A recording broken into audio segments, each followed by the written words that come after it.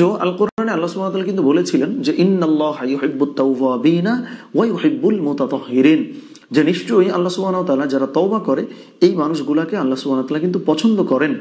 সুতরাং আপনি যদি জিনাও করে থাকেন, বড় কোনো পাপ কাজও করে থাকেন, সুন্দর করে উজু করেন, উজু করে 2 রাকাত নামাজ পড়েন এবং আল্লাহ সুবহানাহু ওয়া তাআলার কাছে এমনভাবে তওবা করেন যে আল্লাহ সুবহানাহু ওয়া তাআলা যেন মাফ করে দেন। তওবাটা কিভাবে?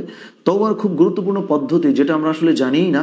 আমরা জাস্ট মনে করি যে আস্তাগফিরুল্লাহ রাব্বি মিন কুল্লি যামবি ওয়া আতুবু ইলাইহি লা হাওলা ওয়ালা কুওয়াতা ইল্লা বিল্লাহিল আলিয়্যিল আযীম, এটা পড়লেই বোধহয় হয়ে গেল। বিষয়টা কিন্তু তা না। বিষয়টা হলো তওবার মানেই হচ্ছে যেই পাপ কাজ আপনি আসলে করছেন এটার জন্য প্রথমত আপনাকে অনুতপ্ত হইতে হবে। 2 নম্বরে হচ্ছে এই কাজের জন্য আল্লাহ সুবহানাহু ওয়া তাআলার কাছে বিশেষভাবে ক্ষমা প্রার্থনা করতে হবে। 3 নম্বরে হচ্ছে জীবনে কোনোদিন এই কাজ আপনি আসলে করবেন না, এটার জন্য আপনাকে কিন্তু প্রতিজ্ঞাবদ্ধ হইতে হবে। তাইলে তওবার মানেই হলো এই 3টা কাজের একটা সমন্বিত রূপ।